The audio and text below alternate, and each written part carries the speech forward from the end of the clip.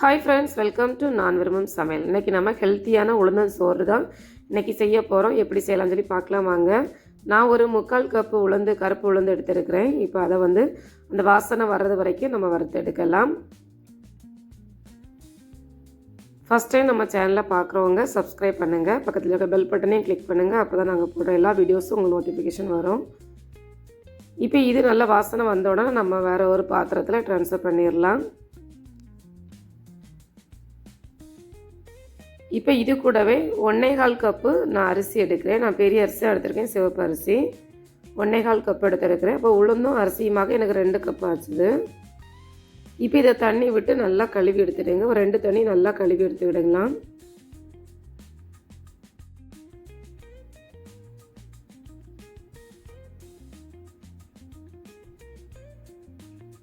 பாருங்கள், இந்த மாதிரி நல்லா கழுவி எடுத்ததுக்கு அப்புறமா இது மூழ்கிற அளவுக்கு தண்ணி விட்டு ஒரு 15 நிமிஷம் அப்படியே ஊற விட்டுறேங்க. அதுக்கப்புறமா குக்கரில் நான் 1 கப் அரிசிக்கு 3 கப் தண்ணி வச்சு நான் இதில் ஆட் பண்ணுறேன். அரிசியும் உளுந்த மாட்டு எனக்கு 2 கப் இருந்தது. நான் இப்போ 6 கப் அளவு தண்ணி நான் இதில் ஆட் பண்ணுறேன். ஒவ்வொரு அரிசிக்கும் தண்ணி அளவு மாறுபடும், அது நீங்கள் பார்த்துடுங்க. இப்போ தண்ணி கொதித்தோன்னா நான் இதில் அரிசியை நான் சேர்க்குறேன்.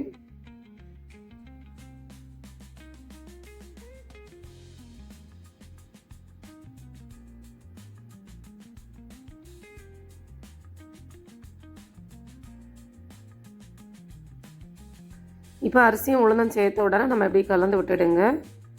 கலந்து விட்டதுக்கு அப்புறமா இது கூடவே ஒரு 5-6 வெள்ளைப்பூண்டு இந்த மாதிரி நீளவாக்கில் கட் பண்ணியிருந்தேன், அதையும் இதில் ஆட் பண்ணலாம். அது கூடவே 1/2 டீஸ்பூன் வெந்தயம் சேர்க்கலாம், 1/2 டீஸ்பூன் ஜீரகம் சேர்க்கலாம்.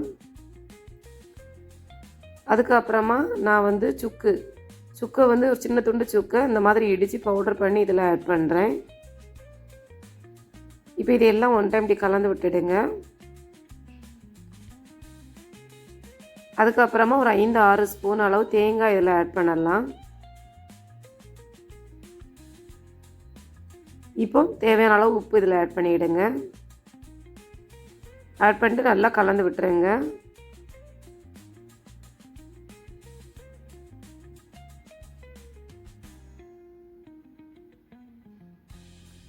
இப்போ நல்லா கலந்து விட்டதுக்கு அப்புறமா நம்ம அந்த குக்கரை மூடி போட்டு 3 விசிலுக்கு அப்படியே விட்டுருங்க.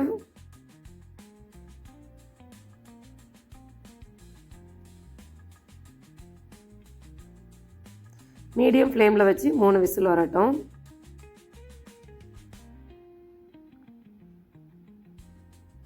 இப்போ 3 விசிலுக்கு அப்புறமா அந்த ஏரெல்லாம் நல்லா ரிலீஸ் ஆன அப்புறம் நம்ம குக்கரை ஓப்பன் பண்ணலாம்.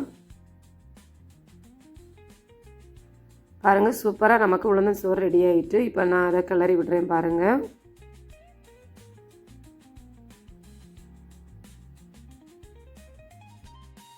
இந்த உளுந்தன் சோறு கூட நம்ம மட்டன் குழம்பு, சிக்கன் குழம்பு, உருளைக்கிழங்கு குழம்பு, அது மாதிரி முட்டை இல்லைன்னா ஒன்றுமே இல்லைன்னா வெறும் துவையல் வச்சு சாப்பிடவும் நல்லா டேஸ்ட்டாக இருக்கும். நீங்களும் ட்ரை பண்ணி பாருங்கள்.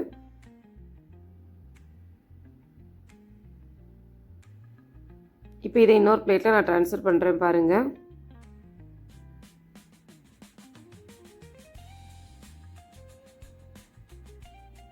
நீங்களும் இது மாதிரி செஞ்சு பார்த்துட்டு கமெண்ட் பண்ணுங்கள். மறக்காமல் நம்ம சேனலை சப்ஸ்கிரைப் பண்ணுங்கள், லைக் பண்ணுங்கள், ஷேர் பண்ணுங்கள். சூப்பரான உளுந்தன் சோறு ரெடி. தேங்க்யூ.